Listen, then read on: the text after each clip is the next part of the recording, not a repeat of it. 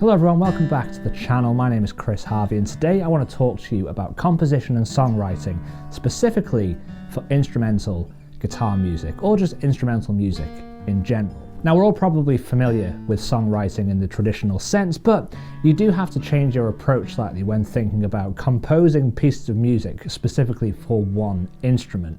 As I mentioned on the channel before, and apologies for harping on about this, but I am in the process at the moment of writing and recording an instrumental guitar EP, so I'll be going in the studio on the 12th of October to actually record that. And because I'm currently in songwriting mode, there's a load of things that I've discovered through the process of writing this body of music that I think would be really important to share with you if you are looking to start writing and composing some pieces of music on your guitar. So let's get into some of these tips. So firstly, let's talk about composition and I guess more specifically arrangement. Now, when you think of traditional songs, you might think of things like intro, verse, chorus, bridge, instrumental, maybe another verse, maybe another chorus, an outro. You know, these are typical songwriting structures that we're probably all too familiar with, but that doesn't necessarily translate as well to instrumental and solo guitar music because you only have one instrument to carry the song. That kind of structure where you're coming back to sections, you know, doing an A section, then a B section, and then maybe an A section again, so that you have other instrumentation to add that variety. But when you don't have that variety, that repetition is not always your friend when it comes to instrumental music. So we do need to think about arrangement differently, and we need to think about composition differently. And we need to look at something that I tend to refer to as linear composition. Now, if you've ever listened to much classical music, then this is a arrangement or composition form that you'll see time and time again. And it's looking at a song more like a musical journey as opposed to a repeating pattern in terms of arrangement. You don't often hear things like a verse progression and then a chorus progression and then revisiting the verse progression again and then putting in a bridge. The music is different. Often sections aren't necessarily repeated. It's kind of like theatre where you have Act 1 and then you have Act 2, which are opposing and quite different to one another. It's the arc of a story, and that's something that you need to then start thinking about and implementing on your guitar. So if you're writing music, try to get out of the mindset of thinking about, okay, well first I need to write an intro and then what am I going to do for the verse, and okay, what's my chorus progression going to be, and am I going to go back into the verse or am I going to do a pre-verse? You need to kind of stop that train of thought and you need to think about where are you wanting to start and where are you wanting to end the piece and how are you going to move the listener through that music so that it kind of dynamically increases and builds in either complexity, builds in dynamics in terms of its loudness, or just, you know, builds in terms of the melody and the arrangement. So these are all things that are important to keep in mind. So let's talk about melody, and I think that is always the most important thing when you're thinking about composing music in general, is that the melody is always going to be the motif and it's always going to be the thing that is most memorable. So it's always good when composing instrumentally to kind of start with a melody. Now that can just be picking single note phrases to begin with, just anything that is compelling to you. You don't even need to have the guitar in your hand. You can just hum something into your phone, or you could just have something quite simple like a little tune that you can just sing to yourself and then pick up your guitar and transpose it and implement it on your instrument. Starting with a simple melody is also really important because you don't want to go too complex too quickly, at least in my opinion.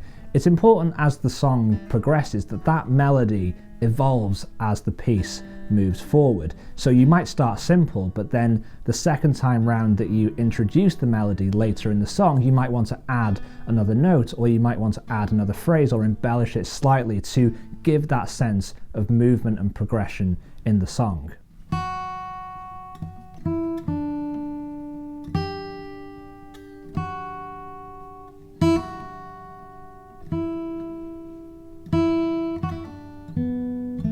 Once you've got your melody, that will give you your basis for what key this whole song or this whole piece of music is going to be centered around, and you don't necessarily need to actually stick to that key. You can change keys, you can do whatever you want. It's one guitar, you're in control of that.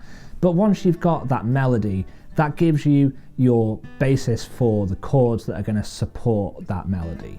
So again, you can make this as difficult or as easy as you want. A good place to start is to just think about your bass notes. So once you have your melody, just try to think about what bass notes are going to work well over that particular melody, and that will give you the foundation for your chord structure.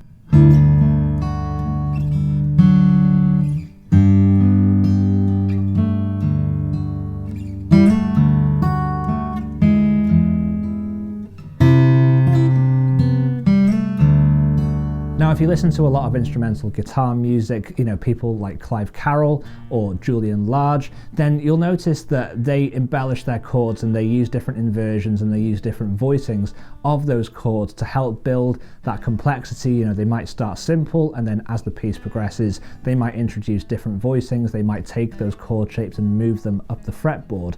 And you can start to do that as well. You can take simple chords like a C major, and you can find other ways to play C major. You can find other notes to add to your C major chord. And that's where the melody can help support that, because there might be notes that you play in your melody that sound interesting over the bass note or the chord that you're going to play underneath, and that gives you a kind of hybrid chord, or a chord with some added notes to harmonically make it a little bit more interesting. I would say it's definitely important to think about your chords as much as you think about the melody, because the interplay between the two is going to be crucial. This is why I've loved writing instrumental guitar music, because it's got me really in tune, pun intended, with actually chord voicings. It's forced me to get away from just kind of thinking about standard open chords and bar chords, and it's forced me to find other notes in chords to kind of spice things up a little bit. Once you've kind of figured out what your melody and what your basic chordal structure is, you might want to think about how that melody is going to play a vital role within the piece as a whole. Now, you can take that melody and that chord structure and you can evolve it and be quite free and improvisational. You could write a B section, you can change key, you can do any number of things. But I always think it's important to return to that melody and to that initial chord structure at some point during the piece, because that kind of cements it and it gives it that feeling of true identity, I guess, for lack of a better term. You don't want it to just feel like you're kind of like noodling aimlessly and just coming up with an improvised piece. You want it to feel like it has some kind of structure, some kind of story, some kind of beginning, middle, and end. So you might find that as you come back to that melody, you might, as I mentioned earlier, think about adding some extra notes to it, but I don't think it's a good idea to start off with a very strong melody and then disregard it and just move forward in the song and not return to it and just think of it as a bit of an afterthought, because that melody is going to be the thing that makes your piece, particularly memorable.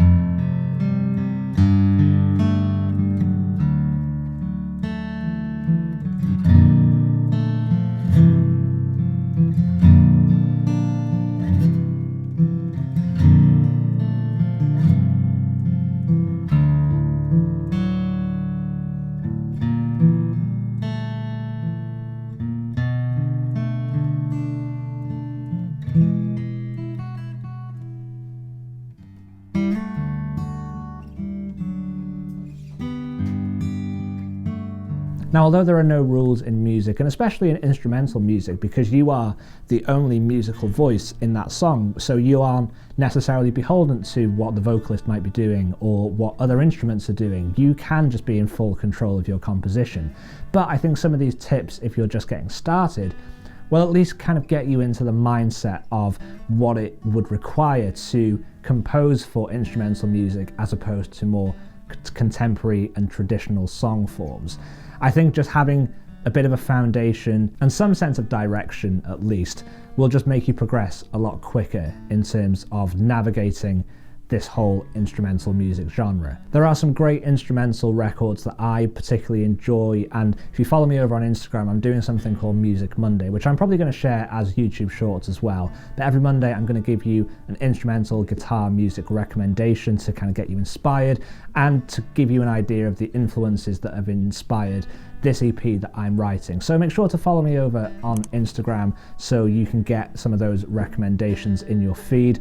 Or if you would like me to do a dedicated video here on YouTube about some of my favorite instrumental guitar records, then let me know down in the comments below.